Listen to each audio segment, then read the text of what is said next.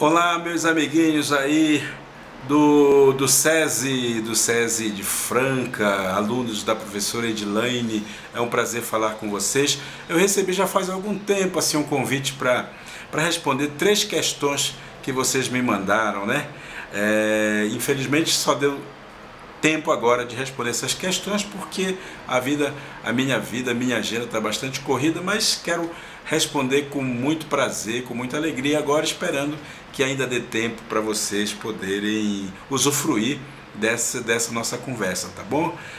Muito obrigado, agradecido muitíssimo porque estão lendo os meus livros, mas estão trabalhando a temática indígena, que para mim é a coisa mais importante, né? Criar uma consciência a respeito dos povos indígenas, tá bom? Então vamos lá as perguntas que vocês fizeram, né? A primeira questão foi como é o dia a dia numa aldeia indígena. Eu vou responder assim de uma maneira genérica, mas pensando sobretudo como é esse dia a dia no povo Munduruku, porque vocês sabem, eu sou do povo Munduruku e não dá para a gente fazer uma, uma, uma coisa muito genérica, assim, porque cada povo tem a sua dinâmica, né? Cada povo tem a sua forma de viver a sua vida. Não é uma coisa assim única, não dá para responder assim achando que todos os 306 povos indígenas que existem no Brasil fazem do mesmo jeito. Mas a grosso modo, ou seja, de uma forma mais, de uma forma ampla, eu diria que é da seguinte maneira: a gente acorda muito cedinho. Vocês sabem que parte das nossas comunidades não possui energia elétrica e por causa disso a gente tem que usar tudo aquilo que o sol nos oferece, né, como luz natural para realizar as nossas atividades. Normalmente a gente acorda por volta das 5 da manhã, ainda escuro. A primeira coisa que a gente faz é tomar um banho bem gelado no igarapé, porque diz os nossos avós, é a forma de a gente acalmar o espírito da gente, de a gente espantar os sonhos ruins que a gente teve na noite anterior e a gente poder viver aquele dia de uma forma muito gostosa, muito deliciosa, né? Muito prazerosa e claro, também com trabalho. Então a gente acorda bem cedinho, toma aquele café da manhã preparado pela mãe da gente, que às vezes tem tapioca, beiju, tem frutas, né, como melancia, tem outras coisas, né, outras iguarias que são próprias do nosso povo, como a mandioca, né, como milho, inhame, batata doce, enfim, muita coisa pode ter no café da manhã, como também pode ser que às vezes não tenha nada, né? Porque às vezes é fora de época, não tem como a gente se alimentar, mas a gente come. Tradicionalmente é a hora em que as mulheres vão para a roça, as crianças vão junto, né? E na roça as mulheres vão tirar a mandioca, ou vão plantar a mandioca, ou vão processar a mandioca, porque vocês sabem que a base da nossa alimentação é a mandioca. Então, enquanto isso, as crianças estão lá observando. Todos nós crianças ainda ficamos observando o que as mães fazem ou ficamos brincando, porque é a nossa maneira também de conhecer o espaço onde a gente vive, né? Então, a gente vai conhecer o lugar, a gente vai brincar nos lugares, a gente vai subir na árvore, a gente vai eventualmente nadar no rio, a gente vai fazer atividades brincando, né? Porque a criança precisa brincar, não é verdade? Então, enquanto as mulheres fazem um trabalho mais pesado, as moças, as jovens, as meninas, elas estão no mato tirando frutas, pegando raízes, né, pegando frutas, plantas cheirosas, que é para passar no corpo e tudo mais, para o corpo ficar bonito, cheiroso, né? Isso acontece mais ou menos entre 6 da manhã até meio-dia. No meio-dia a gente já volta para casa, carregando o que a gente pode carregar, né? Porque lá, vocês sabem, não tem, né, ônibus, nem transporte para isso tudo. É quase sempre a pé que a gente faz todas essas coisas. Então a gente volta para casa, prepara o almoço, os homens saíram de manhã cedo para caçar, para pescar, eles trazem também o que eles conseguiram de caça e pesca, e aí a gente faz o almoço e come. Na parte da tarde, normalmente, claro, tem os momentos de fazer as coisas de casa, né, o trabalho de casa, né, ajudar as mães a cuidar da casa, cuidar dos irmãos, mas tudo isso acontece de uma forma muito lúdica, ou seja, a gente brinca, né, a gente brinca o tempo inteiro. Esse brincar vai mais ou menos até umas 18 horas, né, os adultos estão sempre muito atentos ao que as crianças fazem, vai até por volta das 18 horas. Normalmente ali entre 4 e 5 horas da tarde, os rapazes, os maiores, eles já se preparam para jogar um futebol, porque gostam muito de jogar futebol por lá também, sabe? Se preparam para encerrar o dia, porque já fizeram todas as atividades, né, e já vão encerrar o dia deles. Isso pensando nas crianças e nos jovens, porque os pais, as mães, eles estão ocupados com outras coisas, normalmente estão ocupados em preparar artesanato, preparar o arco e flecha, né, preparar alimentos como a farinha, processar a farinha e tudo mais. Então as crianças normalmente passam o dia desse jeito.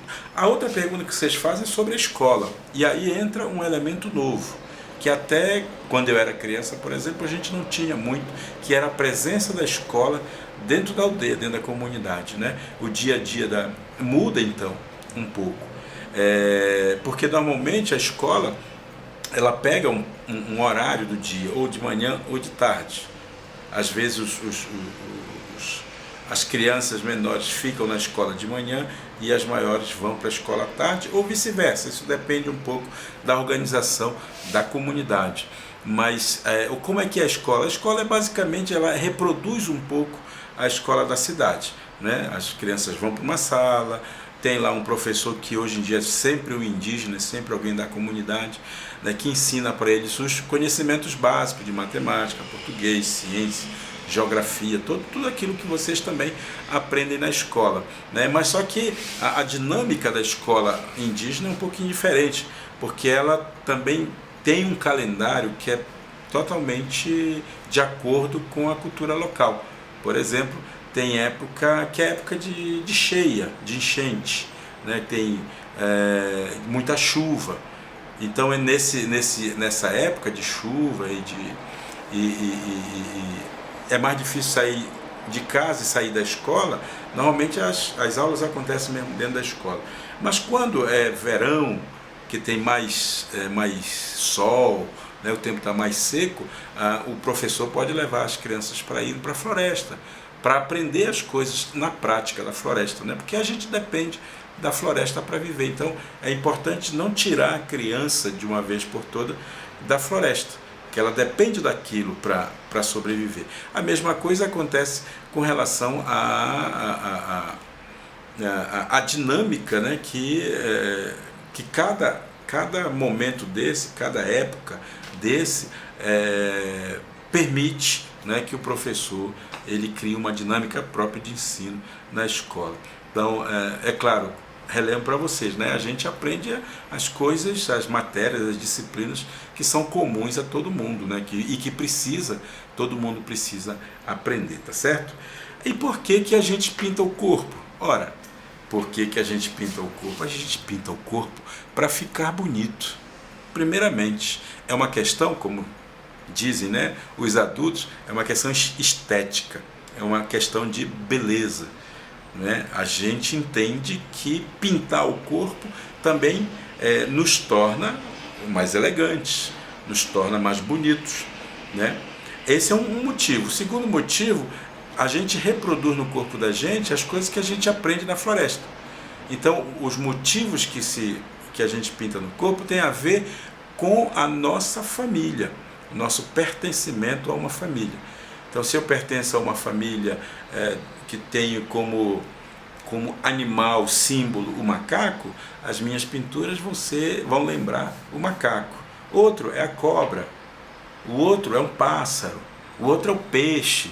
E aí cada um de nós vai pintando no corpo os motivos que significam essas pinturas, né, que simbolizam a nossa família, né, o lugar que a gente pertence, que é a família da gente. esse é um segundo motivo. Nós temos pinturas para variadas situações. Tem pintura de caça, de pesca, pintura de casamento, pintura de nascimento, pintura de tristeza, de luto. E tem pintura de guerra, de força, de energia, de luta, né? Quando a gente está numa situação como é comum, né, a gente viver situações de conflito e tudo mais.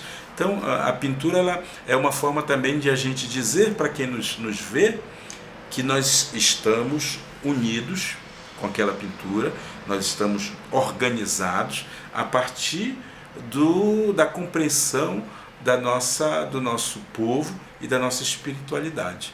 Então a pintura ela tem a ver com esses três elementos: o elemento da estética, da beleza, o elemento do pertencimento a uma família, a um clã, e um outro motivo é os vários ciclos que a gente passa, né? De vida, de alegria, de felicidade, de dor e de morte, né? Então por isso a gente se pinta. Cada ocasião exige uma pintura, e essa pintura é feita no corpo da gente, para a gente demonstrar esse nosso sentimento para as pessoas. Tá certo? É isso aí, são as 3 perguntas. Eu não quero me alongar muito nesse vídeo para não ficar muita coisa na cabeça de vocês, mas continue estudando, continue conhecendo melhor os povos indígenas, que tem coisas muito bacanas que vocês vão aprender, e isso vai ajudar vocês a se tornarem não apenas mais inteligentes, mas, sobretudo, mais humanos. Um grande abraço para vocês, um bom trabalho para vocês aí na escola, fiquem bem e contem comigo sempre que for preciso.